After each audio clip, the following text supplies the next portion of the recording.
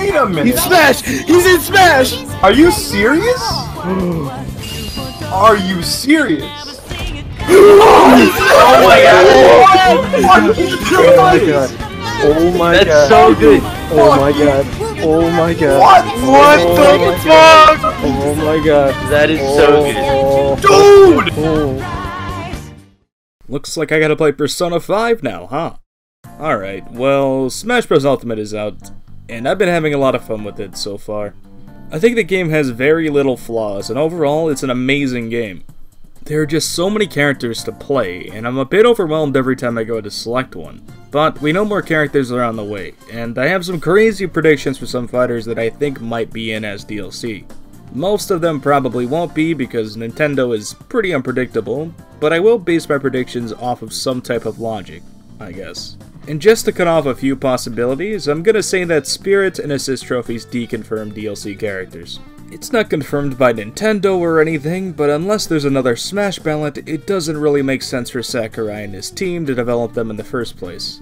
Sakurai wants to represent as many characters and franchises as possible. This is the Ultimate Game crossover after all, but if those characters are not in the plan for the main roster, he would want to represent those characters in some way, whether it's a Spirit, Assist Trophy, or even a Mii costume. That way, at least he represented the character and didn't make the fans too upset, especially if they're third party. Anything's possible, but just to be safe, let's just say they're all deconfirmed. Smash Bros. Has become more and more of a giant promotion for upcoming and recently released games, and if Nintendo and third-party companies can find ways to sell their games by putting a new character in Smash, they're going to do it. So based off of that, my list will be formed with cross-promotion and brand new franchises in mind. I'm predicting the 4 characters we have left in the Fighters Pass, and near the end of the video, I'll predict some extra DLC characters that might have a chance. So let's get into it.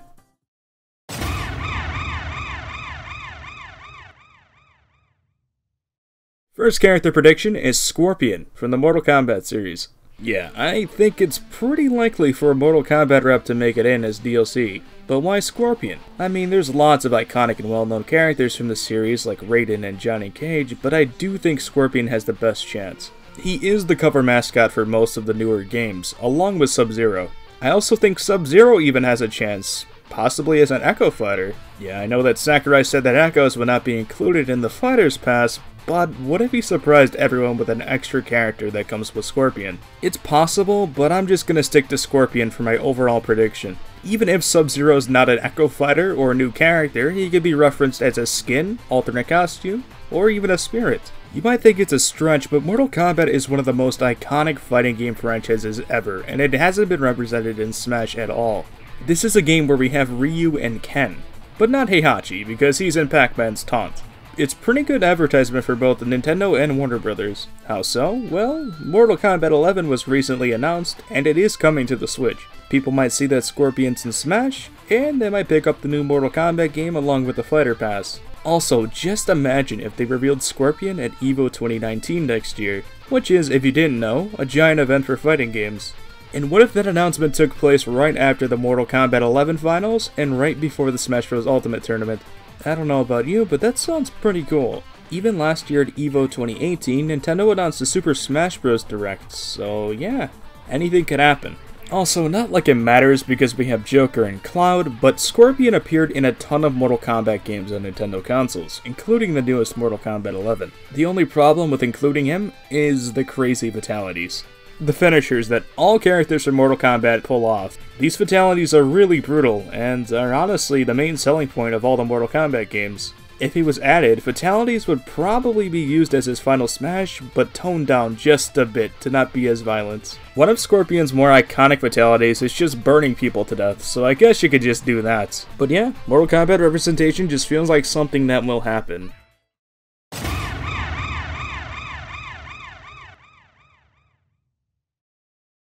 Banjo and Kazooie. Characters that I personally would not be super excited for, just because I didn't grow up with the series, but these two are definitely wanted newcomers for tons of people. Banjo and Kazooie are owned by Rare, who is also owned by Microsoft, one of Nintendo's competitors. That right there basically lowers Banjo's chances a lot, but this isn't Sony. Microsoft is open to work with Nintendo, whether it's crossplay or Xbox exclusive characters appearing in Minecraft on the Switch, including Banjo of all people. Phil Spencer, the head of Xbox, even went out and said on Twitter that they would love to see Banjo in Smash. So honestly, it's really up to Nintendo if they want him in as DLC. Banjo and Kazooie will most likely play similar to the Duck Hunt duo, but I'm sure Sakurai and his team can make him feel a bit unique, at least enough for him to be included as DLC. In 2018, Banjo might not be seen as relevant because of the lack of new games, but I don't know. I feel like they could get away with Banjo's reveal without really promoting a new game. He's been a highly requested character since Melee. They could even reveal Banjo and Kazooie at Microsoft's E3 press conference next year. That way, Nintendo might even get Xbox fans to buy Nintendo Switches. Or even less likely, Microsoft can reveal a brand new Banjo and Kazooie game. But let's just stick to DLC character before it gets a bit too unrealistic.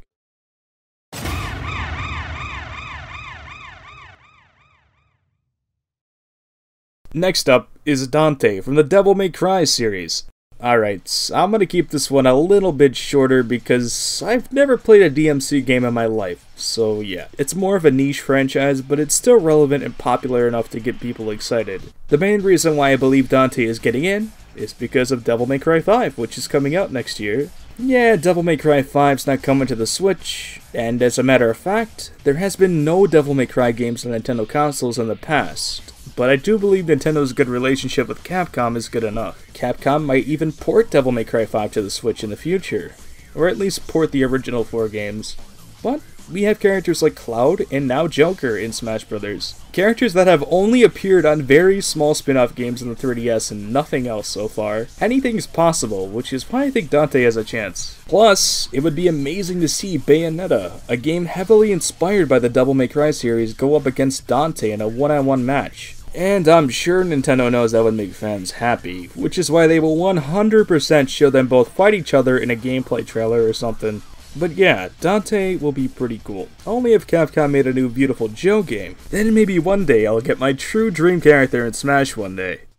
Head to the go-go, baby!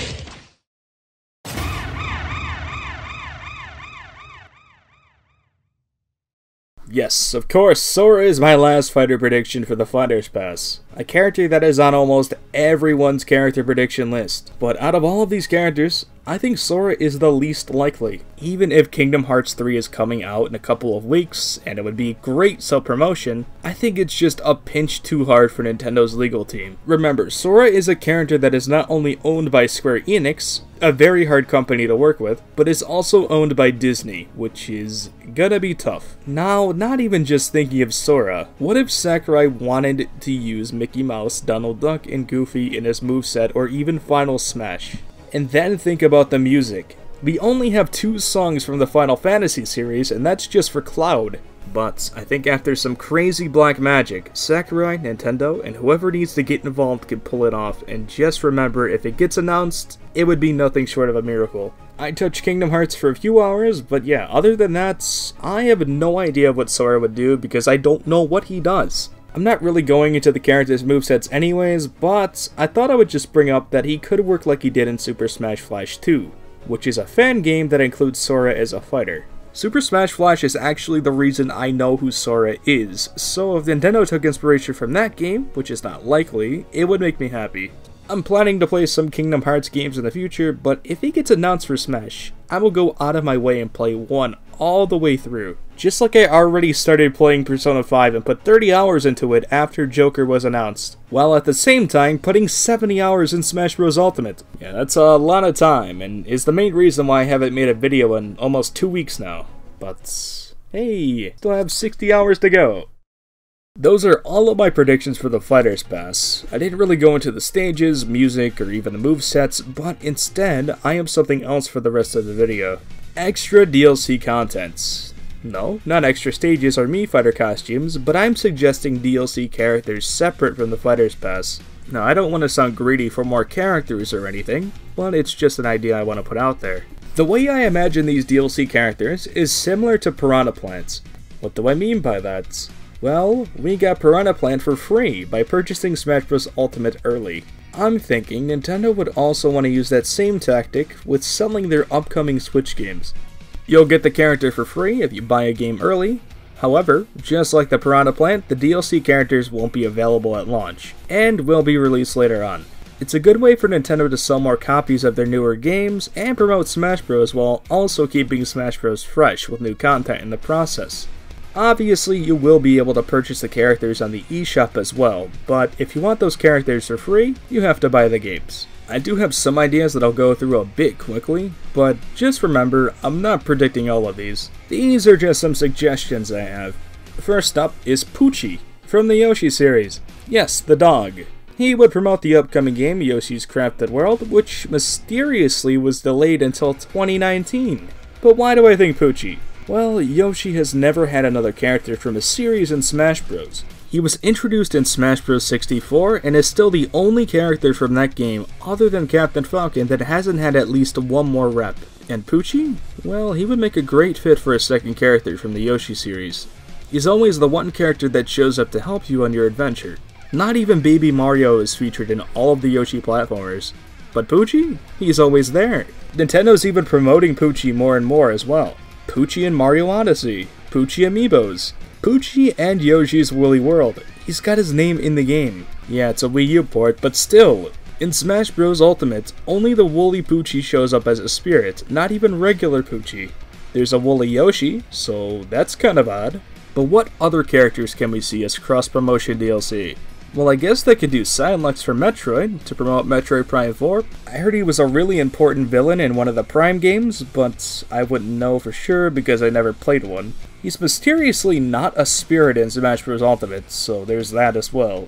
I would absolutely love to see Dr. Egad as a character to promote Luigi's Mansion 3. He definitely deserves it after not being a character in any Mario spin-off games. And Luigi does have the new Poltergust as his grab, and Luigi's Mansion 3 is not even out yet. So there's that. I can also see a protagonist for the new Fire Emblem Three Houses game to tie in with that. And something that I can also see is third parties stepping in to promote their own games. Like maybe a Monster Hunter character for a new Monster Hunter game or Monster Hunter World port. Rathalos as a boss in Ultimate, it's definitely possible. Even Mortal Kombat 11 can have Scorpion or Sub-Zero if they're not in the Fighter's Pass. There are tons of possibilities for DLC, and that's why speculation is just so fun. You never know what's gonna happen, and I would flip out if either all of my predictions are correct, or if all my predictions are wrong. It would be crazy if it's all correct, but if it's all wrong, what characters are Nintendo reaching for at this point? But that's all I have for DLC predictions. Smash Bros. Ultimate is a really great game, and I can't believe we're still getting more content in the near future. But yeah, I'll see you guys, I don't know. It's a lot of Persona 5 I gotta play still.